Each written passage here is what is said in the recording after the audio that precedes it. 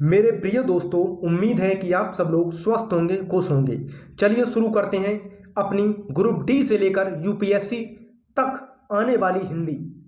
प्रश्न 1, हिंदी के उद्भव का सही क्रम क्या है? उद्भव का अर्थ होता है उत्पन्न।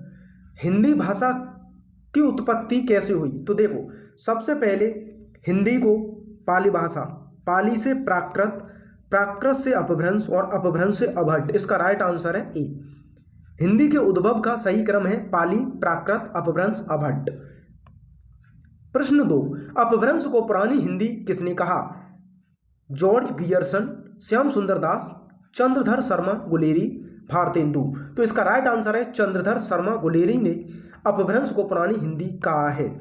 साहित्यिक अपभ्रंश को पुरानी हिंदी किसने कहा था? आचार्य रामचंद्र शुक्ल, हजारी प्रसाद द्विवेदी, शिव सिंह सेंगर, राहुल संस्कृत्यायन। तो इसका राइट आंसर हो गया आचार्य रामचंद्र शुक्ल। अपभ्रंश की उत्तरकालीन अवस्था का नाम है पाली, प्राकृत, संस्कृत, अभट्ट। इसका राइट आंसर है अभट्ट। सौरसेनी अपभ्रंश से किस उपभाषा का विकास हुआ? बिहारी, राजस्थानी, बांग्ला, पंजाबी। तो इसका राइट आंसर है राजस्थानी।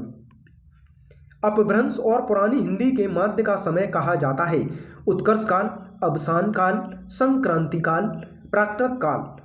तो इसका राइट आंसर है संक्रांति काल। चंद्रधर शर्मा गुलेरी ने किसको पुरानी हिंदी का प्रथम कवि माना है? सरहपाद, स्वयंभू, राजामुझ, पुष्पदंत। तो राजामुझ को। अपभ्रंश को प्राकृताभास हिंदी किसने कहा है? चंद्रधर शर्मा गुलेरी, राहुल संस्कृत्यायन, रामचंद्र शुक्ल, हजारी प्रसाद द्विवेदी। अपभ्रंश को प्राकृताभास रामचंद्र शुक्ल को कहा है।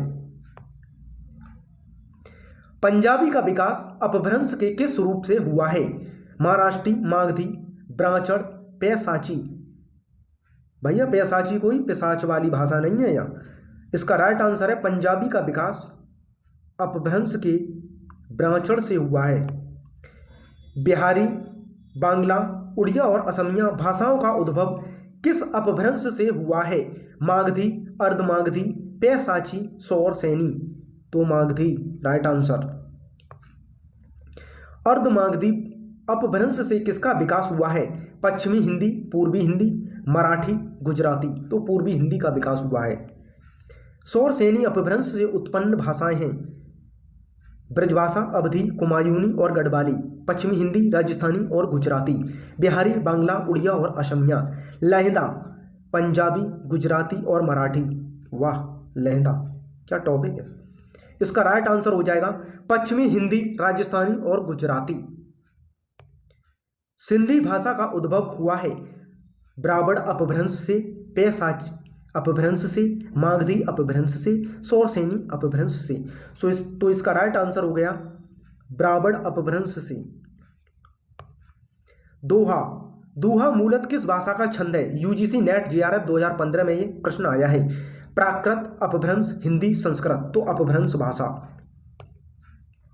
भारतीय आर्य भाषाओं का विकास किस भाषा से हुआ है? छत्तीसगढ़ पीएससी प्री 2015 में यह प्रश्न आया था।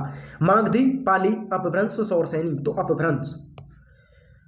हिंदी शब्द किस भाषा से लिया गया है? यूपी सहायक अध्यापक परीक्षा 2019। टीचरों तुम्हारे लिए प्रश्न। संस्कृत, फारसी, हिंदी, अरबी। तो इसका राइट आंसर हो गया फारसी। मध्यकालीन अरबी तथा फारसी साहित्य में भारत की भाषाओं के लिए किस शब्द का प्रयोग मिलता है? रेख था, दोहा, जबान हिंदी, हिंदी। तो इसका राइट आंसर है जबान हिंदी।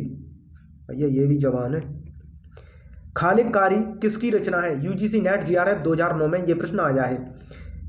खालिक खलक, रहीम, अमीर खुसरो, अकबर। तो खालिक बारी भैया रचना है अमीर खुसरो की। यही इतिहासकार था, यही ज़्यादा रचनाएं लिखा करते थे। निम्नलिखित में से कौन सी द्रविड़ परिवार की भाषा है? यूजीसी नेट जेआरएफ 2010 में आया है। उड़िया, बांग्ला, असमिया, कन्नड़। ये क्या बोल रहा है? द्रविड़। तो इसका राइट आंसर हो गया कन्नड़। आज के प्रश्न यहीं समाप्त किए जाते हैं जिससे आप ज़्यादा बोर ना हो। जय हिंद, जय भारत। खुश रहें, आबाद रहें।